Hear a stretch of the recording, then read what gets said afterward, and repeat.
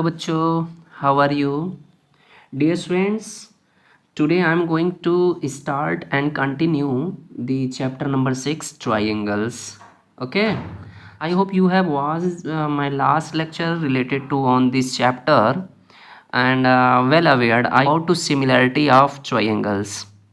आज मैं आप लोगों को चैप्टर नंबर 6 फिर से स्टार्ट करने जा रहा हूँ और उसको कंटिन्यू करूँगा। लास्ट लेक्चर में मैं सिमिलरिटी के जो बेसिक कॉन्सेप्ट है मैं उसको एक्सप्लेन किया था, ठीक है।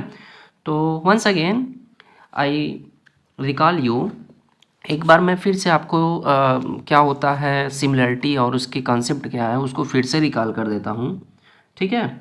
तो इससे क्या होगा, आपको जो भी बच्चे हैं जिनको वीडियो नहीं देखें या जो अब से देखेंगे वीडियो उनको भी समझ में आए और एक बार आप लोगों का याद भी हो जाए, ठीक है। तो सिमिलरिटी ऑफ ट्रायंगल्स होता क्या है एक बार फिर से आप लोगों को मैं रिकॉल करूँगा, उससे आप लोगों की कंटिन्यूटी बन जाएगी, ठीक है। सिमिलरिटी ऑफ ट्रायंगल्स, ठीक है। तो सिमिलरिटी को हमने ट्रायंगल से एक्सप्लेन किया और बाकी जो पॉलीगॉन्स हैं उसके हेल्प से एक्सप्लेन किया, फिर सर्कल के हेल्प से एक्सप्लेन किया था। लास्ट लेक्चर में मैंने एक्सप्लेन किया है। Once again I recall you, ठीक है। ए पॉलीगॉन, एक triangle, you know a triangle is a polygon. आप जानते हो कि एक ट्रायंगल जो होता है वो पॉलीगॉन होता है। वी मेक टू ट्रायंगल, ठीक है। यहाँ पे हम दो ट्रायंगल बना लेते हैं बिकॉज यू नो दैट, आप तो जानते ही हैं कि ट्रायंगल का सिमिलरिटी दिखाना हो, कांग्रुएंसी दिखाना हो तो इसके लिए दो फिगर होना चाहिए। किसी भी चीज़ को सिमिलरिटी या कांग्रुएंसी दिखाने के लिए कम से कम दो फिगर होना ही चाहिए। तो दो फिगर यहाँ पे बना लेते हैं, ठीक है। Triangle A B C and triangle P Q R, ठीक है बच्चों। तो ये हो गया दो ट्रायंगल और हम यहाँ पे सिमिलरिटी को फिर से एक्सप्लेन करने जा रहे हैं, ठीक ना। तो आपको पता है कि टू ट्रायंगल्स आर सिमिलर, ये बोल रहा है कि two triangles are similar. Similarity की क्या कंडीशन होती है, तो टू ट्रायंगल्स आर सिमिलर, ठीक है। Two triangle are similar if first condition, दो कंडीशन होने चाहिए सिमिलरिटी के लिए, दो कंडीशन होनी चाहिए। अगर सिमिलरिटी के लिए दो कंडीशन पूरा नहीं होगा तो फिगर सिमिलर नहीं होंगे। तो पहला कंडीशन क्या है, if their corresponding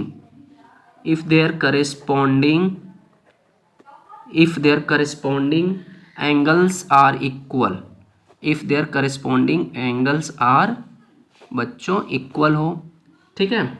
एंड दूसरा कंडीशन क्या होना चाहिए, दूसरा कंडीशन क्या फुलफिल होना चाहिए। अगर दो कंडीशन ये पूरा होगा तभी जा करके सिमिलर होगा। तो सेकंड कंडीशन क्या है, इफ दे आर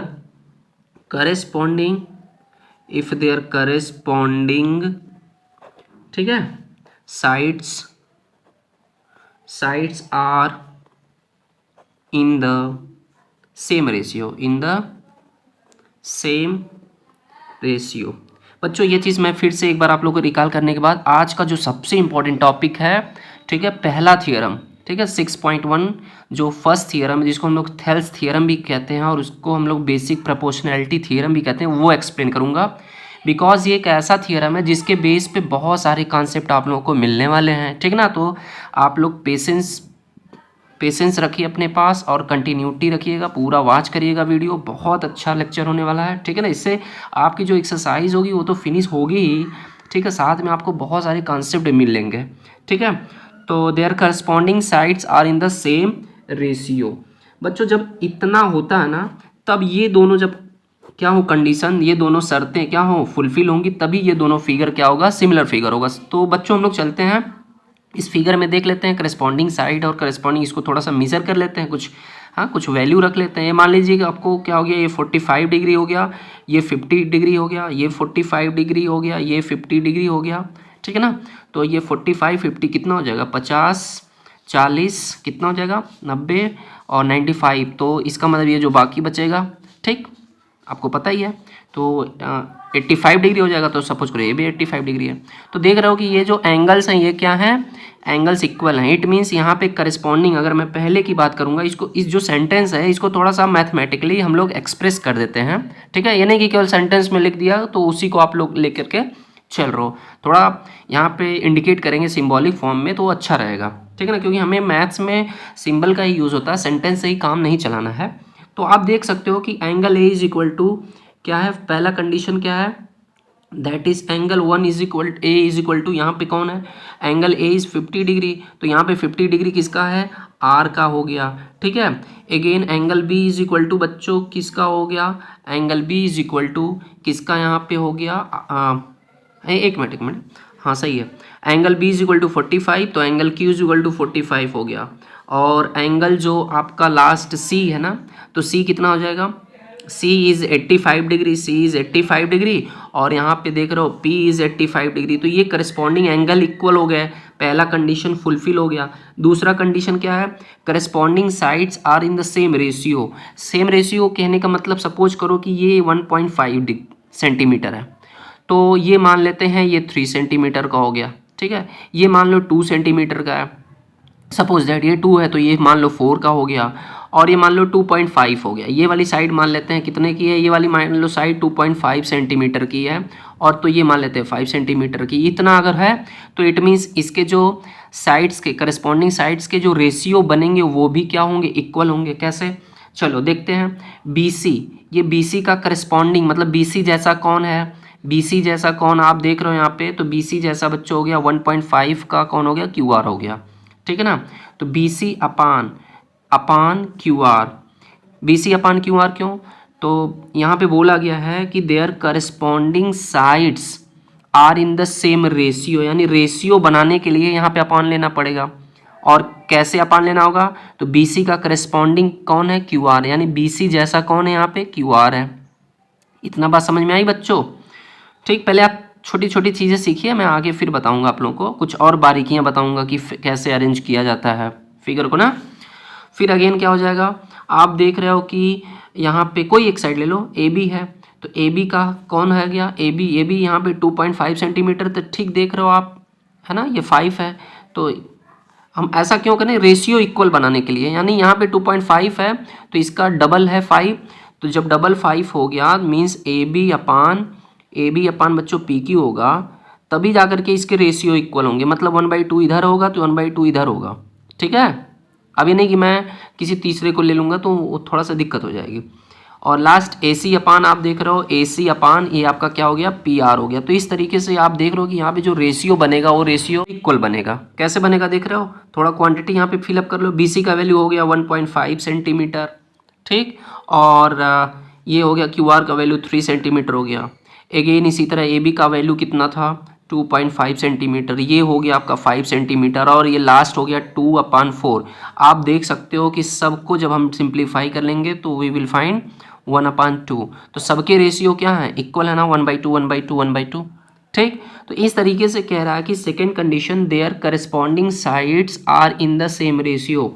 अगर करस्पॉन्डिंग साइड्स के जो रेशियो बन रहे हैं वो रेशियो अगर क्या हो, सेम हो, इक्वल हो, और साथ में करस्पॉन्डिंग एंगल्स भी इक्वल हो, तो उस कंडीशन में ये दोनों फिगर क्या होते हैं, सिमिलर फिगर होती है। यही है सिमिलरिटी का बेसिक कंसेप्ट। इतना बच्चों समझ में आ गया बात। अब इसी चीज़ को किसने एक्सप्लेन किया, तो एक ग्रेट मैथमेटिशियन है, ग्रीक मैथमेटिशियन, यू नो, आप लोग जानते हो वो ग्रेट मैथमेटिशियन कौन है, तो वो ग्रेट मैथमेटिशियन है बच्चों थेल्स। कौन है, थेल्स है। इन्होंने एक कॉन्सेप्ट दिया, इन्होंने बोला कि if corresponding angles of triangles are equal. अभी आपने देखा कि करेस्पॉन्डिंग एंगल क्या थे, इक्वल थे। फिर से फिगर बना लेते हैं हम लोग, है ना, करा कि करेस्पॉन्डिंग एंगल क्या थे आपस में अगर इक्वल हो। ठीक है बच्चों, थोड़ा टॉपिक बड़ा होगा तो आप लोग डरिएगा मत, ठीक है ना, कोई दिक्कत। तो कह रहा है कि अगर करस्पॉन्डिंग एंगल इक्वल हो, मैं थोड़ा सा सिंबॉलिक फॉर्म में कर दे रहा हूँ, मतलब कि एंगल ए जैसा कौन है, P, यहाँ पे सिंगल मार्किंग किया हूँ, यहाँ पे डबल कर्व बना दिया, और ये ट्रिपल। कह रहा है कि अगर करस्पॉन्डिंग एंगल इक्वल होना, तो ऐसे किसी ट्रायंगल के करस्पॉन्डिंग एंगल इक्वल्स होना, तो इस ट्रायंगल्स को हम लोग कहते हैं बच्चों, इस टाइप के ट्रायंगल्स को कहते हैं इक्वी एंगुलर। क्या बोलते हैं, इस टाइप के करस्पॉन्डिंग एंगल इक्वल हो तो इस टाइप के ट्रायंगल को कहते हैं इक्वी एंगुलर। क्या बोलते हैं, equi angular, ANGU, equi angular triangle बोलते हैं। ठीक है बच्चों, इसको किस टाइप के ट्रायंगल्स बोलते हैं, इक्वी एंगुलर ट्रायंगल्स बोलते हैं। ठीक, यानी ये दोनों ट्रायंगल कैसे हैं, इक्वी एंगुलर हैं, इक्वल हैं, यानी ऐसे ट्रायंगल्स जिनके करस्पॉन्डिंग एंगल इक्वल हो तो उन्हें क्या कहते हैं, इक्वी एंगुलर ट्रायंगल। ठीक, आप कह सकते हो अगर इसको डिफाइन करना है तो if corresponding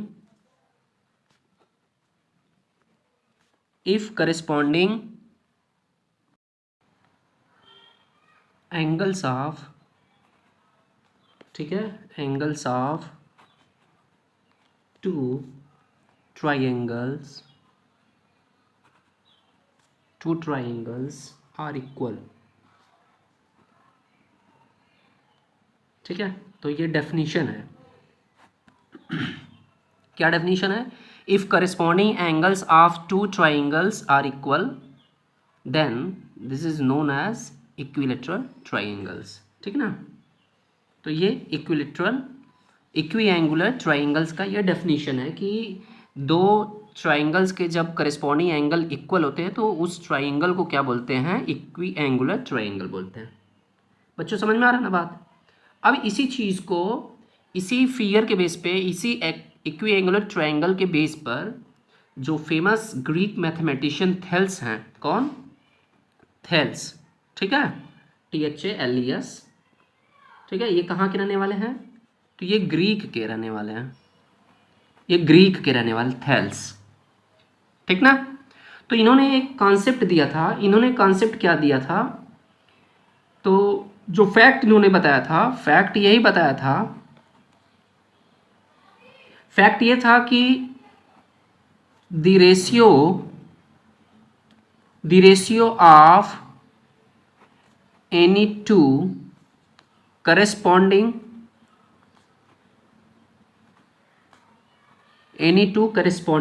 sides in two equiangular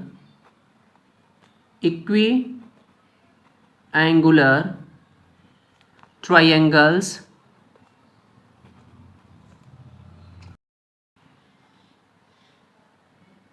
is always the same। इन्होंने इक्विएंगुलर ट्रायंगल के बेस पर एक कॉन्सेप्ट दिया था, एक फैक्ट दिया था, है ना, एक ट्रूथ, है ना, डिस्प्ले किया। क्या बोला कि जो the ratio of any two corresponding sides, ठीक है, in two equivalent triangles is always the same. इन्होंने यही बताया था कि दो करस्पॉन्डिंग साइड्स, मान लो ये ट्रायंगल है तो इसकी कोई दो करस्पॉन्डिंग साइड, ए बी के करस्पॉन्डिंग सपोज करो PQ हो गया एंड BC के करस्पॉन्डिंग QR। तो कह रहा है कि the ratio of any two corresponding sides in two equilateral triangles is always the same. इन्होंने ये बताया था कि दैट इज़, यहाँ पे कह सकते हैं, इसी सेंटेंस को हम लोग यहाँ पे डिस्प्ले कर रहे हैं, ए बी का कौन है करस्पॉन्डिंग? ये PQ हो गया, ठीक। और दूसरा क्या है? सपोज करो ABC मैं ले रहा हूँ, BC/QR। तो इन्होंने बोला था कि ये जो दोनों रेशियो बन रहे हैं AB/PQ और BC/QR, है ना, ये दोनों क्या होते हैं? हमेशा इक्वल होते हैं, ठीक है, is always the same. The ratio of any two corresponding sides, है ना, in two equilateral triangles is always the same. इसी चीज़ को ध्यान से समझो, फिर से समझ लो। कह रहा है कि the ratio of any two corresponding sides. अब जैसे मैं तो यहाँ पे 2 लिया हूँ, आप तीनों भी कर सकते हो, ठीक है ना। AC/PQ, मतलब कि दो साइड्स के जो रेशियो बन रहे हैं, the ratio of any two corresponding side, इसका और इसका, इन दोनों को यूज़ करके रेशियो, ठीक है। यहाँ पे जो ये चीज़ बोला है 2, ये 2 किसके लिए बोला है? कह रहा है कि एक बार में दो साइड को यूज़ करके रेशियो बनाना है, मीन्स AB/PQ ये बनाना है, ना कि आपको AB/PQ और इसी में मल्टीप्लाई कर दो BC, ऐसा कुछ नहीं। मतलब कि केवल दो साइड वो भी कैसे? करस्पॉन्डिंग साइड्स के रेशियो, ठीक है ना। AB/PQ, देखो एक साइड ये हो गया, एक साइड ये, दो साइड, और वो दोनों साइड कैसे होने चाहिए? करस्पॉन्डिंग। अगेन अगला रेशियो कौन है? BC/QR। इसमें भी दो साइड हो गया, इसमें भी दो साइड हो गया। तो इसी चीज़ को ये बोल रहा है एक तरह से, ठीक है ना। तो कह रहा है कि दो करस्पॉन्डिंग साइड को यूज़ करके जो रेशियो बनता है वो हमेशा इक्वल होता है, ठीक है। इसी चीज़ को इन्होंने बताया। अब इसी रिजल्ट को इन्होंने क्या नाम दिया? Basic proportionality theorem. Basic proportionality. ठीक है बच्चों, इसी बात को इन्होंने क्या बोला, बेसिक प्रोपोर्शनैलिटी थ्योरम। ठीक है, और थेल्स थ्योरम, क्या बोला गया इसी चीज को, थेल्स थ्योरम। ठीक है बच्चों, इसी चीज को क्या बोला गया, बेसिक प्रोपोर्शनैलिटी थ्योरम। शार्ट में हम लोग इसको बीपीटी भी बोल देंगे, बेसिक प्रोपोर्शनैलिटी थ्योरम, बीपीटी। और Thales theorem, Thales theorem means dedicated to Thales. ठीक है, उन्हीं के नाम पे पड़ा है, इसलिए इसको थेल्स थ्योरम भी बोलते हैं। अब बच्चों ये जो बीपीटी है, जो कि आपके सामने आया, A B upon P Q, B C upon Q R, A C upon P Q, इन दोनों ट्रायंगल के लिए है ना। कोई आप दो ट्रायंगल ले सकते हो, कोई दो है ना, इक्वी एंगुलर ट्रायंगल लेना। थियरम नंबर 6.1 है, ये क्या है, बेसिक प्रोपोर्शनैलिटी थियरम ही है। ठीक है ना, यही चीज़ हम लोग प्रूफ करने जा रहे हैं बच्चों। थियरम नंबर 6.1 क्या बोल रहा है, इसको बहुत अच्छे तरीके से पहले समझते हैं। ठीक है ना, तो बच्चों थियरम 6.1 क्या है, इसको सबसे पहले अच्छे तरीके से समझा जाए, इसके स्टेटमेंट को। ठीक है, थियरम जो बच्चों होता है प्रूफ करने का, यही आइडिया होता है, पहले उसके स्टेटमेंट को है ना खूब अच्छे तरीके से समझ लिया जाए, क्योंकि यहाँ पे जो चीज़ें दी रहती हैं ना, एक तरह से होता है, मतलब वर्ड में दिए रहते हैं, कोई क्वांटिटी तो दी नहीं रहती है, तो उसी चीज़ को, सेंटेंस को हमें कन्वर्ट करना होता है सिंबॉलिक फॉर्म में, मैथमेटिकल, फिर इसको प्रूफ करना होता है। तो कैसे आप इसको मतलब एक्सप्रेस करोगे, सब सारी चीज़ें इसी थियरम में दी गई हैं। ठीक है, आपको लग नहीं रहा है कि ये दिया नहीं है, बट अपने से खुद मतलब इनडायरेक्टली दिया गया, उसको फिर से हम लोग को क्या करना होगा, प्लॉटिंग करना होगा फिगर में। ठीक है, तो बोल क्या रहा है कि if a line is drawn parallel to one side of a triangle, if a line is drawn, हमें क्या करने के बोल रहा है, if a line is drawn parallel, और कैसी line, parallel to one side of a triangle, मतलब ट्रायंगल के एक साइड के पैरेलल हमें एक लाइन ड्रा करना है। ठीक, मतलब ड्रा करना है, मतलब दिया गया है। टू इंटरसेक्ट, और वो क्या करती है line, to intersect the other two sides, तो बाकी दो साइड को करा ना, टू इंटरसेक्ट करती हो, कट करती हो द अदर टू साइड्स, वो जो लाइन हम लोग ड्रा कर रहे हैं है ना किसी एक साइड के पैरेलल, वो किसी दो जो ट्रायंगल के दो बाकी दो जो साइड बच रहे हैं उनको किसी पॉइंट पे क्या कर रहा है, दो पॉइंट पे इंटरसेक्ट कर रहा है, इन डिस्टिंक्ट पॉइंट, किसी निश्चित बिंदु में, मतलब किसी निश्चित पॉइंट पे कट कर रहा है।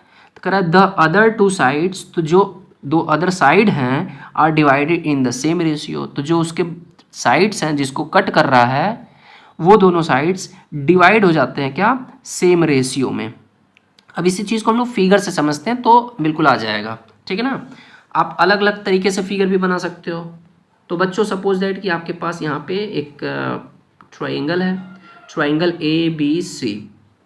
अब बोल रहा है कि if a line is drawn parallel to one side of a triangle, हाँ यू नो दैट, आप तो जानते ही हैं कि ट्रायंगल के 3 साइड होते हैं। तो अब इसी साइड के किसी एक साइड के पैरेलल साइड ड्रा कर, कोई लाइन ड्रा करनी है, और इस तरीके से ड्रा करनी है कि इसके जो बाकी दो और साइड बच रहे हो, चूंकि एक आपने यूज़ कर लिया तो दो साइड बचेगा ना। जैसे मान लो मैं BC को यूज़ कर लिया पैरेलल के तौर पे, तो बाकी दोनों साइड बच रही है AB और AC। तो जब हम लोग साइड ड्रा करेंगे, कोई लाइन ड्रा करेंगे, तो इन दोनों साइड को किसी निश्चित पॉइंट पे कट करेगा। तो मान लेते हैं कि हम BC के पैरेलल एक लाइन यहाँ ड्रा कर रहे हैं। अब ये लाइन आपको बाहर नहीं ड्रा करना है, ट्रायंगल के बाहर जब ड्रा करोगे तो AB और AC को कट करेगा ही नहीं। तो इस तरीके से हम लोग ड्रा करेंगे, है ना, इन सच वे कि that this parallel line intersect AB and AC, means BC के पैरेलल हमें ड्रा करना है, और इस तरीके से ड्रा करना है कि बाकी जो दो बचे हैं, बचे कौन है, AB और AC, इसको ये वाली लाइन जो है, सपोज करो इसका नाम PQ है, मैंने जो ड्रा किया PQ, ये बताओ पॉइंट P और Q पर कट किया ना, तो किसके पॉइंट P और Q पर, AB और AC के। तो वही बोल रहा है to intersect the other two sides means AB and AC in distinct points means P and Q।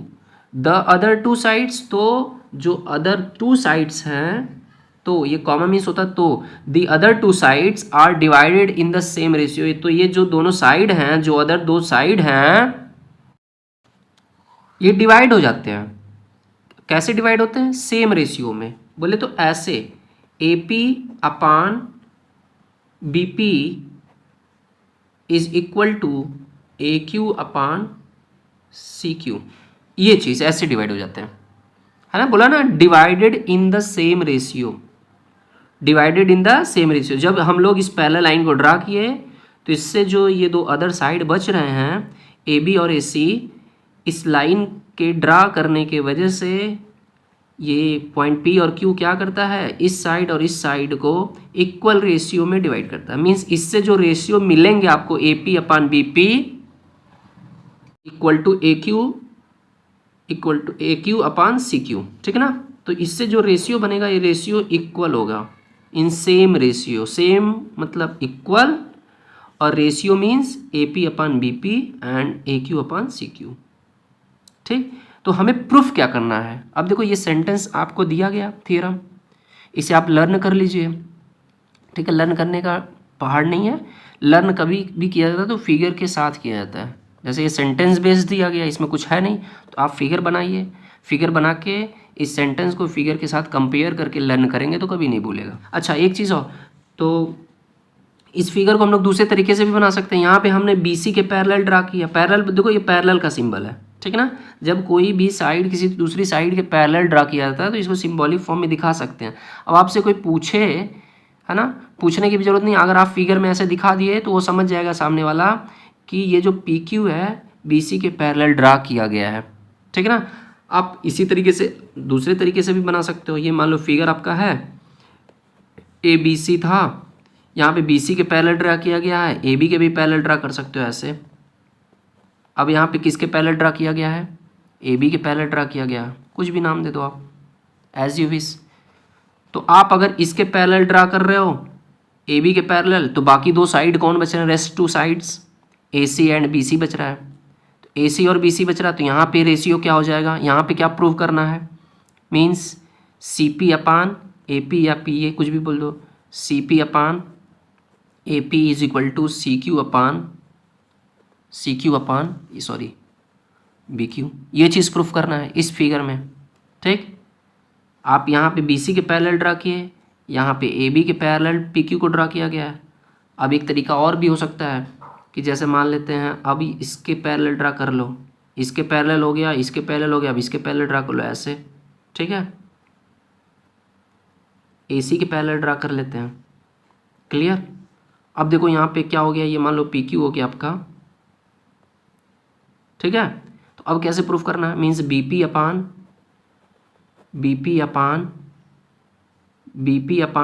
P A is equal to B Q upon C Q. तो फिगर आप बना सकते हो। आपसे ये यहाँ पे कंपलसरी नहीं है कि आपको बी सी के ही पैरेलल ड्रा करना है, ठीक है, एज यू विश, आप जैसे भी ड्रा कर सकते हो, ठीक है ना। हम लोग इसको यूज़ करेंगे फिगर को इसलिए क्योंकि ये थोड़ा सा, है ना, नीचे दिख रहा है। आप इससे भी करोगे तब भी हो जाएगा, इससे भी करोगे तब भी हो जाएगा, कोई दिक्कत नहीं। फिगर थोड़ा सीधा लग रहा है इसलिए हम इसको करेंगे, ठीक है ना बच्चों। तो इस तरीके से ये आपका स्टेटमेंट था और ये फिगर थे, कोई दिक्कत कोई प्रॉब्लम नहीं। अब बात कर रहे हैं हम लोग क्या गिवन है, क्या प्रूफ करना, तो इसको भी जान लीजिए। तो आप सेंटेंस पढ़िए और खुद से देखिए, थोड़ा सा इमेजिन करिए। If a line is drawn, कह रहा है एक लाइन ड्रा किया जाता है, यानी ये दिया हुआ है, एक लाइन ड्रा किया जाता है, नहीं दिया हुआ, यानी पी क्यू दिया गया है। और कैसी लाइन दी गई है, ये पैरेलल दी गई है। हमें लिखना होगा गिवन में, अभी हम सब चीज़ को मेंशन करेंगे, इसीलिए हम आप लोगों को सिखा रहे हैं, ठीक है। Parallel to one side of a triangle, यानी आपके पास ट्राइंगल पहले से होगा तब ना ये सब काम करेंगे, कि पहले ही पैरेलल लाइन ड्रा कर लेंगे। तो पहले आपको क्या करना है, एक ट्राइंगल बनाना है, यानी वो ट्राइंगल दिया हुआ है। ये नहीं करोगे लेट या suppose that a triangle A P Q, no, given में है, ए बी सी आपके पास दिया हुआ है। अब ये चीज़ अंडरस्टूड है यहाँ पे, ठीक है ना।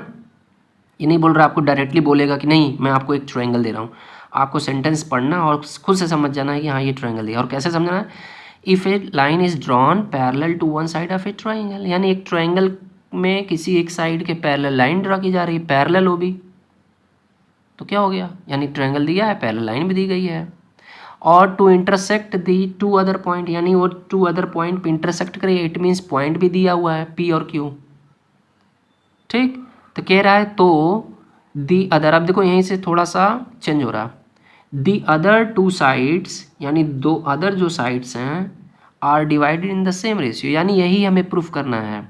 तो जब वो डिस्टिंक्ट पॉइंट पे कट कर दे रहा है तो the other sides are divided in the same ratio, तो अदर दो साइड डिवाइड हो जाते हैं। समझ में आ रही बात?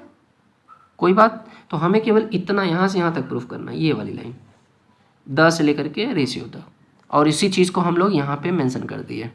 ये सेंटेंस में फॉर्म में था और इसको हम लोग मैथमेटिकली यहाँ पे एक्सप्रेस कर दिए। ठीक, तो मुझे उम्मीद है कि आप लोगों को थियरम बिल्कुल समझ में, एक्सप्लेन जो दिया गया इसको मैंने कर दिया। अब हम लोग प्रूफ करेंगे, ठीक है ना बच्चों? तो प्रूफ करने के लिए हमें सबसे पहले यहाँ पे फिगर को हम लोग को फिर से बना लेना है, ठीक ना? बेसिक जो भी फिगर आपका है,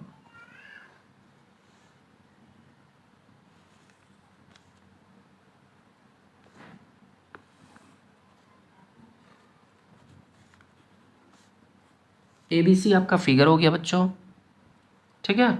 हम लोग पैरेलल लाइन ड्रा कर ले रहे हैं, इस पैरेलल लाइन का नाम कर लो, चलो PQ कर लेते हैं। ठीक, कोई दिक्कत? इसको इसके पैरेलल ड्रा किया गया है समझने के लिए। यहाँ पे लिखते हैं हम लोग गिवन, गिवन में हमें क्या करना है, ठीक है? गिवन में हम लोग लिखेंगे ए ट्राइंगल ABC, ठीक ना? और कम से कम मेंशन किया करिए, बहुत डिटेल में थियोरी नहीं लिखना है, इतिहास नहीं लिखना है, ठीक ना? इन विच ए parallel line PQ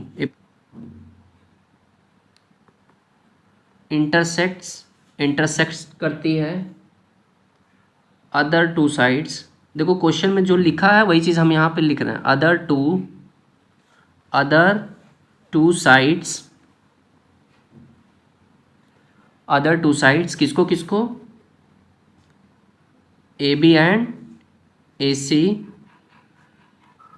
eight P and Q respectively. एक वर्ड ये लिखना ज़रूरी इसलिए होता कि AB को पहले मैं AB लिया था नाम ना, फिर से AC लिया, तो AB को पहले P लिखेंगे, यानी ये जो P है रिस्पेक्टिवली RESPECTIVELY रिस्पेक्टिवली, मतलब AB को P पे हुआ, पहले AB बोला तो पहले P है, बाद में AC बोला तो बाद में Q हो गया। रिस्पेक्टिवली मतलब क्रम से, है ना? ये नहीं कि सम्मान से, ऐसा नहीं, रिस्पेक्टिवली मतलब होता है क्रम से। ठीक है बच्चों, इतना समझ में आ गया? तो ये गिवन में हो गया। Now we have to prove that, यानी जो हमें प्रूव करना होता है उसको हम लोग टू प्रूव में लिखते हैं। We have to prove that मतलब हमें क्या प्रूफ करना है, तो उसको टू प्रूव वाले हेडलाइन में डालेंगे। क्या प्रूफ करना है, तो क्वेश्चन में है ना, इतना हम लोग एक बार फिर से दिखा दे रहे हैं आपको। तो यहाँ से यहाँ तक जो सेंटेंस है उससे यही फॉर्मेट बन रहा है ना, ठीक है? यानी प्रपोर्शन में लाना है, रेशियो को हमें प्रपोर्शन में लाना है। AP upon PB is equal to AQ upon QC, ये चीज़ बच्चों हमें प्रूफ करना है, ठीक है? कोई दिक्कत? इतना तो समझ में आ गया। अब बच्चों कभी कभी क्या होता है कि जो फिगर दिया रहता है उसी से काम चल जाता है, उसी से हमारे क्वेश्चन सॉल्व हो जाते हैं, ठीक है ना? कभी कभी आप क्लास 9 में पढ़े हो, बहुत सारे क्वेश्चन सॉल्व किए हैं कि कभी कभी क्या होता था, जो फिगर होता था उसी से ही काम चल जाता था, उतने से ही हम सफिशियंट रहता था और क्वेश्चन को हम लोग सॉल्व कर लेते थे। लेकिन कभी कभी क्या होता था कि उस फिगर में कुछ अलग से एडिशनल कुछ कंस्ट्रक्शन वगैरह करना होता था। तो यहाँ पे भी ये फिगर जो है सफिशियंट नहीं है इस क्वेश्चन को प्रूफ करने में, तो हमें अलग से कुछ कंस्ट्रक्शन करना होगा, और वो कंस्ट्रक्शन क्या करना होगा उसी चीज़ को हम करने जा रहे हैं, ठीक ना? तो चूँकि अब क्वेश्चन सॉल्व करेंगे तो फिर से कंस्ट्रक्शन करने की ज़रूरत ना पड़े बीच में, इसके लिए पहले ही कर लेते हैं। तो बच्चों हम लोग एल्टीट्यूड ड्रा करेंगे। क्या करेंगे? एल्टीट्यूड मतलब होता है परपेंडिकुलर, और एल्टीट्यूड कहाँ से ड्रा करेंगे, इस पॉइंट पी से इस साइड पर ए सी पर, मतलब ए क्यू पर, ए क्यू मतलब ए सी है ना। और इस एल्टीट्यूड का नाम सपोज कर लो हम रख लेते हैं, कुछ भी एम रख लेते हैं। और पॉइंट क्यू से भी एल्टीट्यूड ड्रा कर लेंगे हम लोग। एल्टीट्यूड ड्रा किया था तो यहाँ 90 दिखा देंगे, इट मीन्स लग रहा है ये एल्टीट्यूड है। और यहाँ से इसके सामने वाली साइड पे एल्टीट्यूड ड्रा कर लेंगे, इसका नाम हो गया एन हो गया। ठीक, क्यों ड्रा किया जा रहा है एल्टीट्यूड, जब हम लोग क्वेश्चन को प्रूफ करेंगे तो आपको समझ में आएगा कि ऐसा क्यों किया गया। और नहीं ड्रा करते तो क्या ऐसा हो पाता भी विदाउट ड्रा किए। और फिर क्या करते हैं, इस पॉइंट को ज्वाइन कर देते हैं। और कभी भी अलग से फिगर को मॉडिफाई किया जाए या अलग से कुछ कंस्ट्रक्ट किया जाता है तो उसको ऐसा कंस्ट्रक्ट किया जाता है ताकि वो दूर से लगे कि हाँ ये क्वेश्चन में दिया गया नहीं था, ये अलग से किया गया है, कंस्ट्रक्शन किया गया। तो कंस्ट्रक्शन कभी भी किया जाता है तो डॉटेड से किया जाता है ताकि वो लगे कि हाँ ये अलग से किया गया है। ठीक है ना बच्चों। तो इस तरीके से आप देख रहे हो कि मैंने कंस्ट्रक्शन कर दिया क्या, draw P M perpendicular A Q, Q N perpendicular A P and join B Q and C P. इसको ज्वाइन कर दिया, इसको केवल ज्वाइन किया, यहाँ पे परपेंडिकुलर नहीं ड्रा किया गया, यहाँ पे केवल ज्वाइन किया गया। और यहाँ पे केवल यहाँ पे एल्टीट्यूड ड्रा किया गया। इसी चीज़ को हम लोग कंस्ट्रक्शन में यहाँ पे लिख लेते हैं। ठीक है बच्चों। और जितना मैं लिख रहा हूँ उतना ही लिखना है एग्जाम में, इससे ज़्यादा मत लिखने के चक्कर मत रहिएगा वरना छूट जाएगा। अगर ये क्वेश्चन एग्जाम में आएगा तो आपको 4 मार्क्स देगा। कितना मार्क्स देगा, 4 मार्क्स। ठीक है ना, बात आई समझ में। और अगर जिसको ये थ्योरम आ गया ना तो समझ जाओ क्वेश्चन बहुत हद तक सॉल्व कर लेगा, या क्वेश्चन को सॉल्व करने में उसको बहुत ज़्यादा है ना दिमाग को जोर नहीं लगाना पड़ेगा। इसलिए बहुत ही डेडिकेट होकर के आप लोग देखिएगा और वॉच करिए। ठीक है ना। तो कंस्ट्रक्शन में क्या करेंगे, ड्रा और शार्ट में लिखा करो पी एम परपेंडिकुलर, ये परपेंडिकुलर का सिंबल है। पी एम किस पर परपेंडिकुलर ड्रा किया गया था बच्चों, ए क्यू पर, कॉमा क्यू एन किस पर ड्रा किया गया है, क्यू एन परपेंडिकुलर किस पर ड्रा किया गया है, ए पी पर। एंड ज्वाइन किया जा रहा है B Q and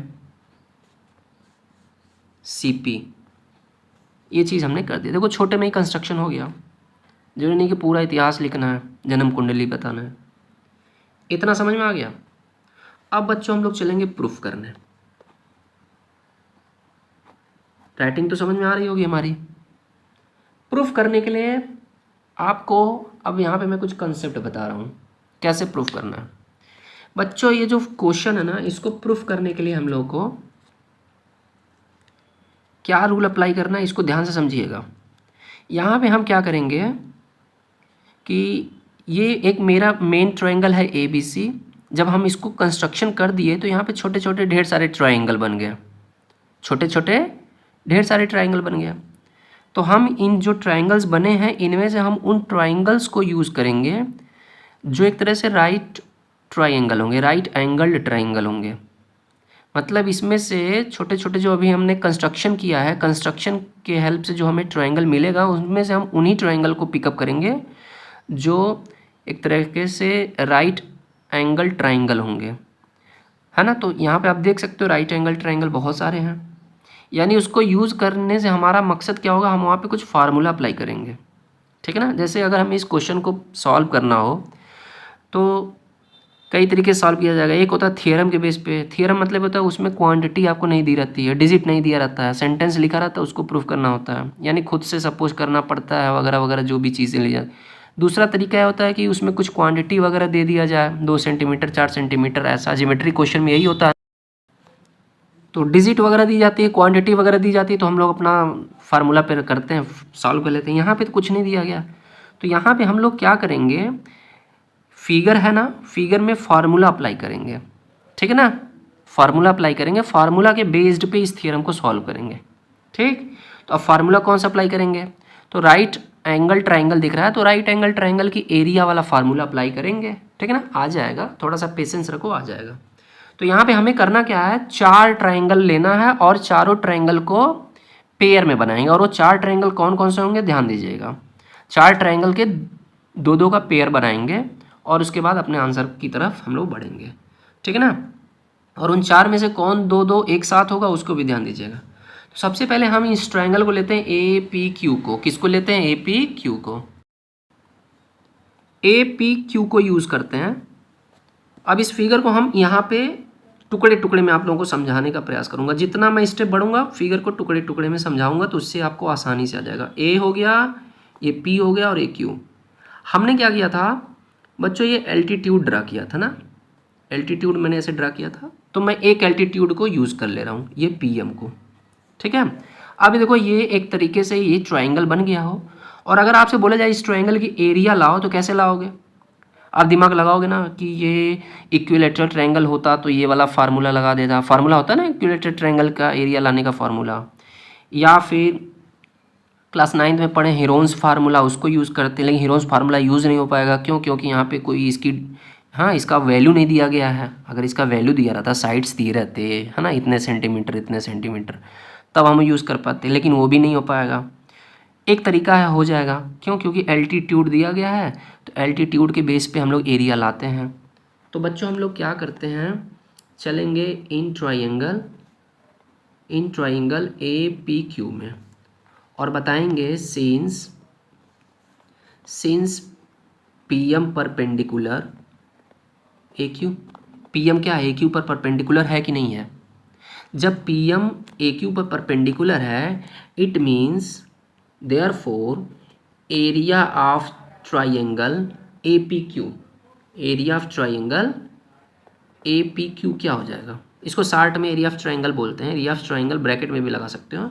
area of triangle APQ क्या होता है, तो जब एल्टीट्यूड दिया हो किसी भी ट्राइंगल में तो उस समय एरिया लाने का फार्मूला ये होता है half into base into altitude, है ना, यही फार्मूला होता है। और एल्टीट्यूड को हम लोग हाइट भी बोलते हैं, ठीक बच्चों, कोई दिक्कत। तो इसको हम लोग कह लेंगे हाफ। बेस क्या होता है, बेस वही होता है जहाँ पर एल्टीट्यूड आ कर के मिलता है, यानी 90 डिग्री जहाँ बनता है, तो वो वाली साइड क्या होती है, बेस होती है। तो बच्चों बेस क्या हो गया, इसका बेस क्या हो गया, ए क्यू हो गया कि नहीं हो गया, इंटू हाइट क्या हो गई, हाइट बोले तो पी एम हो गया। इतना समझ में आ गया। ये बच्चों आपका एक इक्वेशन बन गया। इस इक्वेशन को बोलेंगे इक्वेशन नंबर 1। ऐसे बना के छोड़ दो, आगे काम लगेगा आपका। इतना समझ में आ गया, कोई दिक्कत, कोई प्रॉब्लम। नाउ अब हम लोग फिर क्या करते हैं, इस इक्वेशन 1 को बनाने के बाद, देखो मैं बहुत तेज़ नहीं बता रहा हूँ ताकि आपको समझ में आ जाए, तो वरना भाग जाओगे। अब मैं क्या करता हूँ, थोड़ा सा समझने का प्रयास करिएगा आप लोग। हमने ये वाला ट्रायंगल लिया, हमने इस ट्रायंगल को लिया है पी क्यू को। अब हम क्या करते हैं, ध्यान से देखो, अगर आपसे मैं बोलूं कि इस फिगर को हम डॉट करना है, थोड़ा समझिएगा। ये जो मैं शेडेड किया, ये जो मैं कलर किया, अब शेडेड रीजन का एरिया अगर लाने के लिए बोलूँ तो शेडेड रीजन क्या बना रहा है, एक ट्रायंगल ही बना रहा है ना। क्या बन रहा है, ट्रायंगल पी क्यू सी बन रहा है ना, बन रहा है कि नहीं बन रहा। अगर मैं बोलूँ इसका एरिया लानी हो तो कैसे लाओगे, इसकी भी एरिया आ जाएगी। कैसे आ जाएगी, देख लो बच्चों, ये जो पॉइंट P है ना, ये पॉइंट P से जो ये एल्टीट्यूड PM जा रहा है, ये इसी साइड CQ के ही पार्ट पे जा रहा है ना। यानी CQ को जब आगे बढ़ाओगे तो A तक बढ़ाओगे तो उस रास्ते में M मिलेगा कि नहीं मिलेगा। यानी ये जो PM था ना, वो इस ट्रायंगल का एल्टीट्यूड तो है ही, साथ में इस ट्रायंगल का भी एल्टीट्यूड है। आप लोग पढ़े होंगे पिछले क्लास में। यानी ये जो PM है ना, इस ट्रायंगल का एल्टीट्यूड के तौर पे तो काम कर रहा है, साथ में इसका भी एल्टीट्यूड है, ये जो कलरफुल वाला है। कैसे, अब इसको आप समझने का प्रयास करिए। मैं यहाँ पे फिगर को ड्रा कर रहा हूँ, ऐसे ही फिगर है ना आपका, फिगर आपका ऐसे ही था, ठीक है, PQC। अब मैं बोलूँ अगर ये ट्रायंगल है आपका, और इसका हाइट क्या है, इस ट्रायंगल की एल्टीट्यूड क्या है। ठीक, तो क्या बता पाओगे इस ट्रायंगल की हाइट क्या है। ये हाइट है, नो, ये हाइट है, ये भी नहीं है, ये हाइट है, ये भी नहीं है। या फिगर को थोड़ा सा ऐसे बनाओ, यहाँ पे देख लो, है ना। मान लेते हैं आपका फिगर कुछ ऐसे है, ऐसे ऐसे। यही फिगर अगर आप यहाँ शिफ्ट कर दोगे ऐसे घुमा के, तो ये फिगर ऐसे बन जाएगा ना। ये पी हो गया, ये क्यू हो गया, ये सी हो गया। अब मैं बोलूँ इसकी हाइट क्या है, तो आप बताओगे हाइट पी सी है, नहीं पी सी नहीं है। सी क्यू है, ये भी नहीं है। क्यों नहीं है, क्योंकि ये सब हाइट मतलब होता है वर्टिकली हाइट, वर्टिकली हाइट। ये स्लैंट हाइट है, ये तिरछी हाइट है। अगर मैं बोलूँ कि आपकी हाइट क्या है, तो आप क्या करोगे, तिरछे खड़े होगे कि सीधे खड़े होगे। किसी चीज़ की हाइट कैसे मेज़र की जाती है, पहले उस चीज़ को, उस ऑब्जेक्ट को बिल्कुल वर्टिकली एकदम क्या करना होगा, स्ट्रेट खड़ा करना होगा, तब ना उसकी हाइट मेज़र करेंगे। किसी घर की हाइट अगर आपको मेज़र करनी होती है किसी चीज़ की, तो उसको टेढ़े करके मेज़र करते हैं, उसकी दीवार को टेढ़े तो करेंगे नहीं, गिर जाएगी। तो ये तिरछी हाइट है, इसको स्लैंट हाइट कहते हैं। तो ये स्लैंट हाइट है, ये एक अलग तरीके की हाइट है। और यहाँ पे जो हाइट की बात की जा रही है वो बिल्कुल वर्टिकली होनी चाहिए, एल्टीट्यूड होना चाहिए। तो बच्चों क्या ये हाइट है, नहीं है, ये भी नहीं है, तो हमें अलग से ड्रा करना पड़ेगा हाइट। तो देखो हम यहाँ पे अलग से ड्रा कर दिए, और जब अलग से कर दिए तो इसको ऐसे बढ़ाना पड़ेगा। मैं एक यहाँ पे एक वर्चुअल हाइट है, एक इमेजिनरी हाइट है, लेकिन यही इसकी एक्चुअल हाइट मानी जाएगी इस ट्राइंगल की, है ना।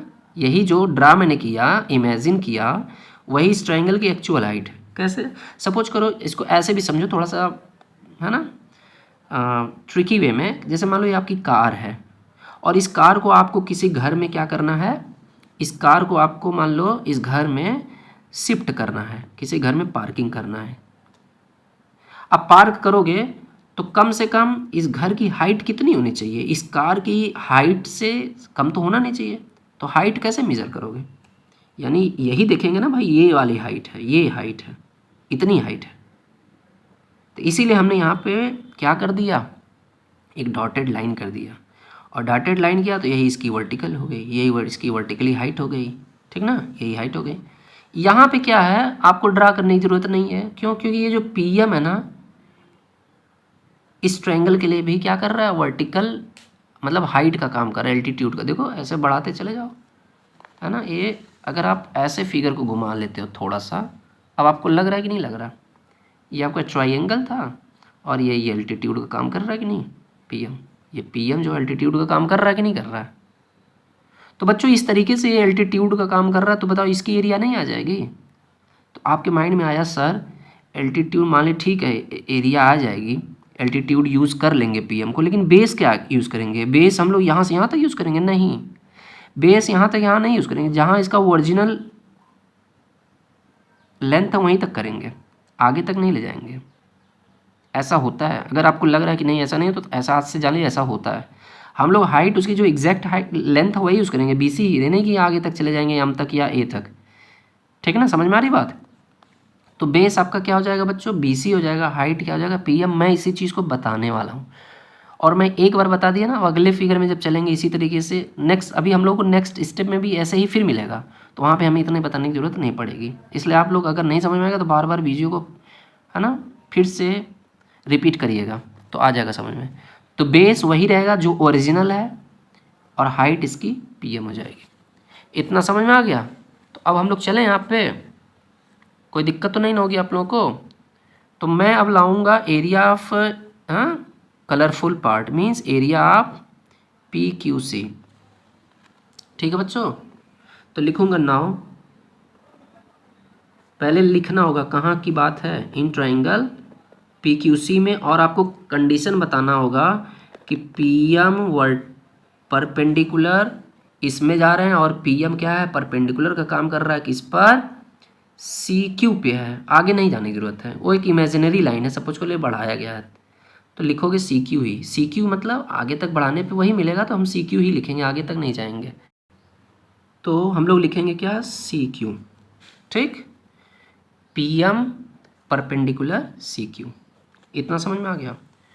तो एरिया क्या हो जाएगा, therefore area of triangle P Q C is equal to half, base क्या था, सी क्यू था, इनटू हाइट क्या था, P M. Base C Q है और हाइट पी एम हो गया। कोई दिक्कत बच्चों? इक्वेशन नंबर इसको मान लेते हैं सेकेंड।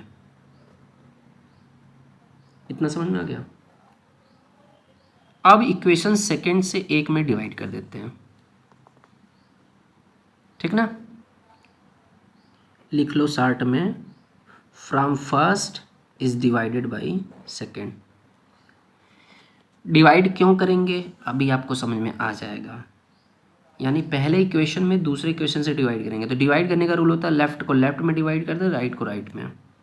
हो जाएगा area of triangle A P Q upon area of triangle P Q C is equal to half into A Q into P M upon half into C Q into P M. देखो बच्चों, ये P M से P M मर गया, half से half ये दोनों मर गए, बचा क्या, ए क्यू अपान सी क्यू। इतना समझ में आ गया? इसे इक्वेशन नंबर 3 बना लो। इसमें इक्वेशन का खजाना मिलेगा आप लोगों को। तो ये कब था? जब हमने एक ऊपर वाला लिया और एक ट्रायंगल ले लिया, दो ट्रायंगल आपके क्लियर। मैंने पहले ही बता दिया था 4 ट्रायंगल को यूज़ करेंगे, अभी 2 हुआ, 2 अभी और यूज़ करेंगे हम लोग, ठीक है ना। और इसी तरीके से यूज़ करेंगे, अब इस साइड वाले को यूज़ करेंगे, ठीक। अच्छा, आपके दिमाग में आ रहा होगा सर यहाँ पे 2 एल्टीट्यूड क्या ड्रा किए? भाई एक एल्टीट्यूड ड्रा किए तो एक बार एरिया आया, जब दूसरा का एल्टीट्यूड ड्रा करेंगे इसका मतलब दूसरा एरिया आएगा, और दूसरा एरिया इसका मतलब दूसरे वाले एल्टीट्यूड से आएगा, यही ना। इसीलिए 2 एल्टीट्यूड ड्रा किया गया है। यानी जब हम 2 एल्टीट्यूड ड्रा किए तो 2 बार उसी ट्रायंगल की एरिया लाना पड़ेगा। क्यों? क्योंकि यहाँ पे जो दोनों एल्टीट्यूड ड्रा किए गए पी एम और क्यू एन, ये एक ही ट्रायंगल में ही ड्रा है। इसका मतलब एक ही ट्रायंगल की एरिया 2 बार लेनी पड़ेगी। फर्स्ट टाइम पी एम को एल्टीट्यूड यूज़ करके लेनी पड़ेगी और सेकेंड टाइम क्यू एन को। क्लियर? तो अब हम लोग चलते हैं फिर से अगेन करते हैं। टफ नहीं है, बस यही स्टेप जो हम किए हैं यही स्टेप दोबारा करना है, इसलिए थोड़ा सा स्टेप बड़ा हो जाएगा आप लोग का। Again in triangle A P Q में, ए पी क्यू मतलब ये ऊपर चल रहा है, ठीक ना, ऊपर ए पी क्यू में। और अब की बार हम लोग क्यू एन को एल्टीट्यूड लेंगे, ठीक ना। ए पी क्यू में बोलोगे क्यू एन एल्टीट्यूड, और एल्टीट्यूड किस पर बच्चों? ए पी पर, ठीक। इतना समझ में आ गया? तो एरिया ला दो फिर से, area triangle A P Q, इसी ट्रायंगल का एरिया लेंगे। क्यों? क्योंकि अब की बार क्यू एन हो गया एल्टीट्यूड, तो इज इक्वल टू हो जाएगा हाफ, बेस क्या हो जाएगा, ए पी, और एल्टीट्यूड हो गया क्यू एन। ये इक्वेशन बन गया आपका इक्वेशन नंबर 4। कोई दिक्कत? अब वही काम फिर से करो। ये टेढ़ा वाला लिया था ना, ये कलरफुल वाला ट्रायंगल, अब ये वाला ट्रायंगल ले लो। ये मैं थोड़ा सा क्रॉस वाला कर दे रहा हूँ, थोड़ा फिगर अलग लगे आप लोगों को। मैं हर एक यहाँ पे आप लोगों के लिए तरीका ला रहा हूँ जिससे कि आपको समझ में आ जाए। तो ये बच्चों, ये क्रॉस वाला जो एरिया है, क्रॉस वाला पोर्शन, ये भी तो एक ट्रायंगल बन रहा है। और ये जो क्यू एन है, इस ट्रायंगल के लिए भी तो एल्टीट्यूड का काम कर रहा है। जैसे अभी ये वाला था साइडेड वाला, ये लाइनिंग वाला था, कर रहा है कि नहीं? ट्रायंगल पी क्यू सी के लिए जैसे अभी हमने पी एम को यूज़ किया ना, जिससे हमें इक्वेशन नंबर 3 मिला, तो उसी तरीके से यहाँ पे भी तो बन रहा है। तो बच्चों आते हैं नाउ इन ट्रायंगल। आ जाओ बच्चों, इन ट्रायंगल किस में आते हैं? इसका वाला जो साइडेड वाला पार्ट है, क्यू पी बी में आ जाओ। Now in triangle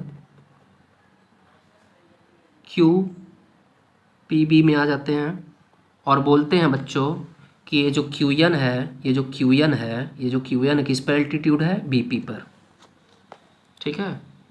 Q N altitude B P. इतना समझ में आ गया बच्चों? फिर से क्या हो जाएगा, जब इतना लिख दिए, जान लो कि जब आप ट्रायंगल का नाम ले रहे हो और एल्टीट्यूड दिखा रहे हो तो एरिया ही लेनी होगी। एरिया ऑफ ट्राइंगल यही Q P B is equal to half, base तो ये है बीपी है और एल्टीट्यूड आपका क्यू एन है। बार बार हम क्यों कापी ऊपर नीचे करें, आप लोगों को थोड़ा सा समझना चाहिए ना। ये क्या है, एल्टीट्यूड है और ये बेस है, तो base into height, base into altitude. ये इक्वेशन बन गया 5। तो जैसे हमने 1 में 2 से डिवाइड किया तो आपको क्या मिला 3, उसी तरीके से 4 में 5 से डिवाइड करेंगे तो मिलेगा 6। तो फ्रॉम 4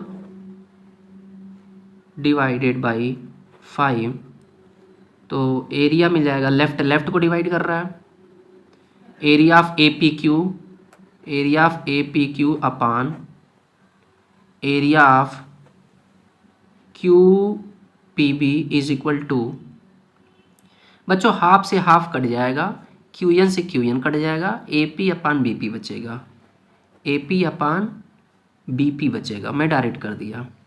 ये बन गया इक्वेशन नंबर आपका 4, 5 और ये बन गया 6। इतना समझ में आ गया? बहुत अच्छा है क्वेश्चन, बहुत अच्छा। ठीक है ना, आप लोग भी 1-2 बार प्रैक्टिस कर लोगे फिर आपको याद हो जाएगा। आंख बंद करके करते जाओगे, आंख बंद करके मत जाना वरना पाकिस्तान पहुंच जाओगे। ठीक है, तो इतना समझ में आ गया। अब हम लोग कुछ गणित करेंगे। गणित ये करेंगे, क्या गणित करेंगे, ये जो इक्वेशन नंबर 3 है और इक्वेशन नंबर जो 6 है इसी में कुछ गणित करेंगे। क्यों? क्योंकि आप देख रहे हो कि आपका जो आंसर है A P upon P B और A Q upon Q C है ना, A P upon B P मिल गया है और A Q upon Q C, A Q upon Q C दोनों मिल गया है। देखो दोनों रिजल्ट मिल गया, बस अंतर क्या है, यहाँ पे दोनों प्रपोर्शन में है यानी इक्वल रेशियो है। प्रपोर्शन मतलब होता है जब रेशियो इक्वल होते हैं तो उसी को प्रपोर्शन कहते हैं। और यहाँ पे रेशियो दोनों अलग अलग हैं, एक यहाँ पे भटका हुआ है एक यहाँ पे, तो इन दोनों को भटकाओ मत, इन दोनों को लाओ पास में।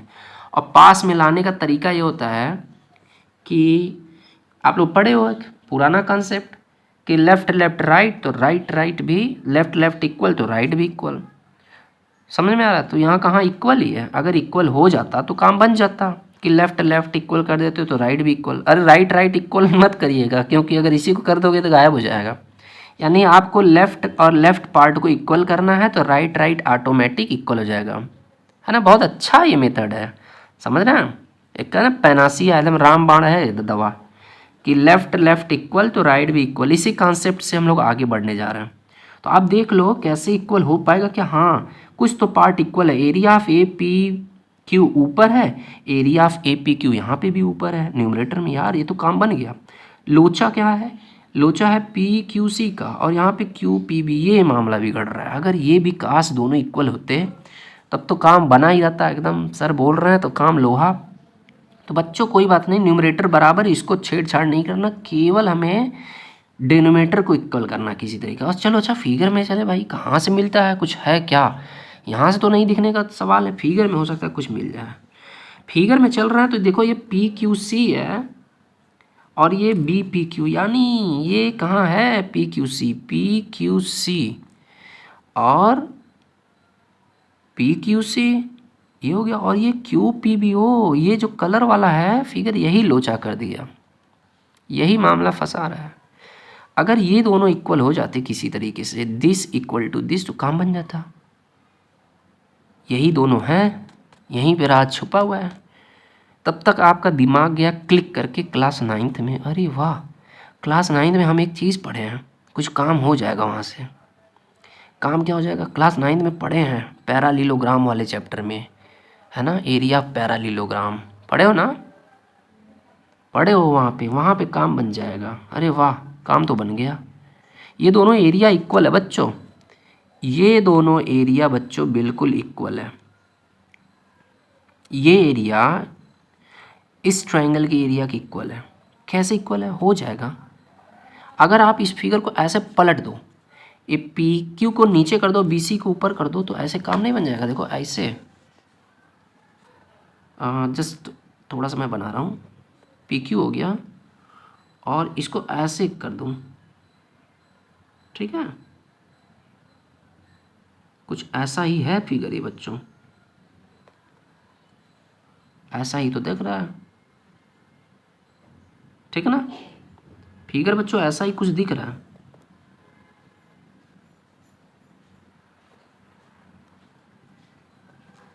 ये दिख रहा है फिगर, ये था, मतलब ये वाला फिगर है और ये वाला फिगर है, ऐसा ही कुछ फिगर मिल रहा है। ये दोनों ट्रायंगल देखो, इस ट्रायंगल की एरिया इस ट्रायंगल की एरिया के बराबर हो गया। कैसे? क्लास 9 में पढ़े हो कि जब दो ट्रायंगल के बेस कॉमन हो और दोनों ट्रायंगल सेम पैरेलल लाइन के बीच में हो, तो उस समय वो दोनों ट्रायंगल क्या होते हैं, उनकी एरिया इक्वल होती है।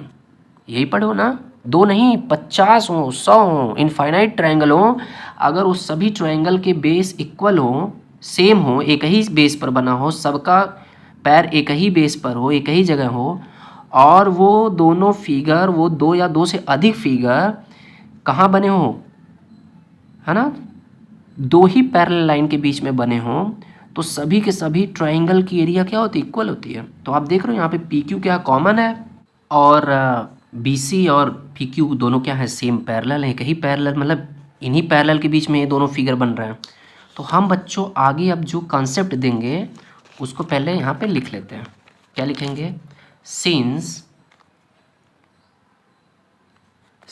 इन्हीं दोनों ट्रायंगल की बात कर रहे हैं, since triangle Q P B, since triangle Q P B and triangle Q P B, है ना, Q P B and triangle Q P B and triangle, ये वाला ट्रायंगल, ये क्रॉस वाला और एक ये वाला, ठीक है ना, ये दोनों, ठीक है ना, पी क्यू सी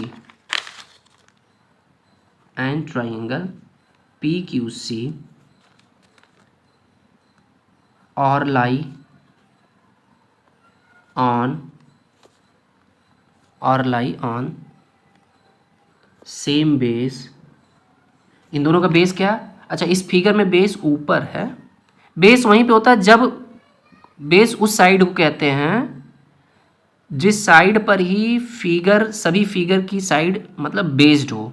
बात आ रही समझ? जैसे ये कोई मैं आपको यहाँ ट्रायंगल बना रहा हूँ और इसी ट्रायंगल की इसी साइड पर, ऐसी साइड जिस पर ढेर सारे ट्रायंगल आकर के बने हों, मतलब ऐसी साइड जिसमें सभी ट्रायंगल का एक साइड क्या हो, कॉमन हो, ठीक है ना। ये सब जितने भी ट्रायंगल बन रहे हैं सब इसी पे बन रहे हैं, तो इसका मतलब यही बेस है, ठीक है ना। बात है समझ में? जैसे हमारे लिए अर्थ क्या बेस है, क्यों? क्योंकि हम सभी लोग, सभी थिंग्स, सभी ऑब्जेक्ट, सभी एनिमल, सब लोग इसी पृथ्वी पे हैं, तो बेस क्या है, ज़मीन है, अर्थ है। उसी तरीके से इसका बेस ऊपर ही नहीं कि नीचे है, बेस बीसी नहीं है, ये पैरेलल का काम कर रही है, बेस इसका ऊपर है। तो हम लोग क्या लिख रहे हैं, same base P Q and between